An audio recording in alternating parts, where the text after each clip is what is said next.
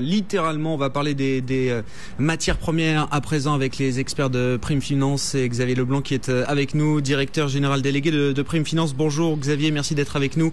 Que nous disent les marchés, les différents marchés de matières premières que vous regardez, hein, que ce soit les matières premières agricoles ou les matières premières énergétiques, sur ce risque de récession qui plane sur l'économie mondiale?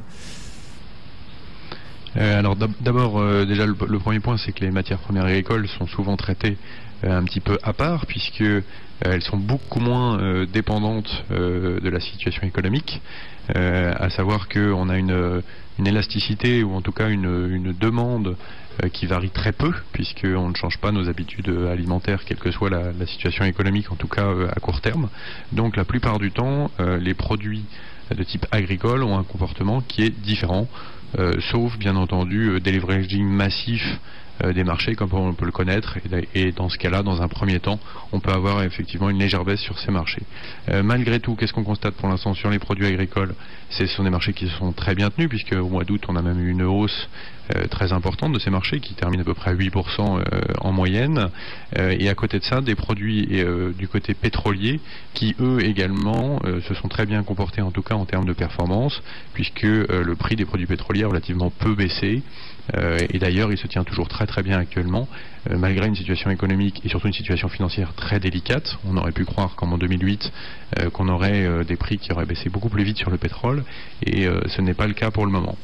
Alors c'est le signe pour vous, Xavier, que quand on voit le pétrole qui se tient aussi bien, c'est le signe pour vous là que si on regarde du côté des marchés actions, on est très largement survendu, on price un risque que pour l'instant les marchés des commodities ne price pas.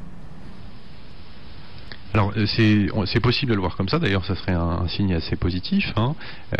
On trouve effectivement qu'actuellement on a un pessimisme un petit peu trop pas important, d'ailleurs qui est relayé beaucoup par les médias, hélas, mais sur les marchés de commodities on n'a pas eu du tout une situation autant de panique, on est revenu sur du réel, et concrètement on a encore des changes qui sont importants.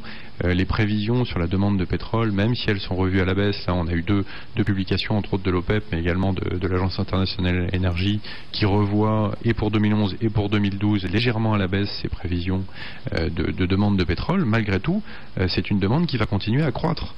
On va passer les 90 millions de barils en 2012 de consommation quotidienne de pétrole. Donc on n'est pas face à une économie qui est en récession permanente, très loin de là. Alors effectivement, dans ces prévisions, on peut imaginer une récession aux États-Unis, c'est d'ailleurs ce qui est pricé. Donc imaginons qu'on ait une toute petite amélioration de la situation économique et que ça soit pas aussi pessimiste que ça, et bien là en tout cas on pourra être confronté en revanche à une très forte appréciation du prix des matières premières, en particulier des matières premières énergétiques. Bon, sur l'autre grand marché que vous regardez, le marché des métaux précieux et de l'or notamment, on voit là une forme de stabilité également sur les cours de l'once d'or. Est-ce que ça veut dire que d'une certaine manière la panique chez les investisseurs est un peu moins importante, hein, c'est souvent un indicateur de la panique ambiante. Est-ce que c'est comme ça que vous le voyez, Xavier? Écoutez, en tout cas, on peut le voir effectivement de manière positive, puisque l'or ne grimpe plus là depuis quelques jours. Donc on n'anticipe peut-être pas de situation pire, et au contraire, on s'attend peut-être à une amélioration de la situation, en tout cas avec quelques prises peut-être de position politique au niveau européen, qui permettraient d'avoir une meilleure visibilité. On l'avait dit la semaine dernière, même d'ailleurs je crois la semaine d'avant, effectivement pour l'or il faudrait peut-être un nouveau catalyseur pour faire accélérer le cours de l'or. On était monté très vite et dans des proportions importantes. Malgré tout, on reste encore très positif tant que les taux d'intérêt restent à des niveaux faibles, en particulier aux États-Unis. Et étant donné les politiques qui sont actuellement mises en place et les solutions qu'on peut éventuellement envisager, on voit mal comment on pourrait avoir une hausse des taux d'intérêt à court terme. Bon, juste un mot quand même là de ce marché de l'or. Je voyais Angela Merkel qui rejetait l'idée qu'on puisse utiliser l'or en tant que collatéral dans le cadre du sauvetage de la zone euro. Ce serait pourtant quelque chose de possible. C'est un marché tellement liquide que ce serait possible. Xavier, il y a eu des études là qui sont sorties récemment à ce sujet, je crois. Absolument, il y a eu une étude du LBMA qui est sortie la semaine dernière. Alors bon, c'est une association qui cherche à pousser un petit peu le marché de l'or, donc qui est partie prenante bien entendu, mais malgré tout, ils ont fait une étude assez poussée sur les échanges d'or au quotidien.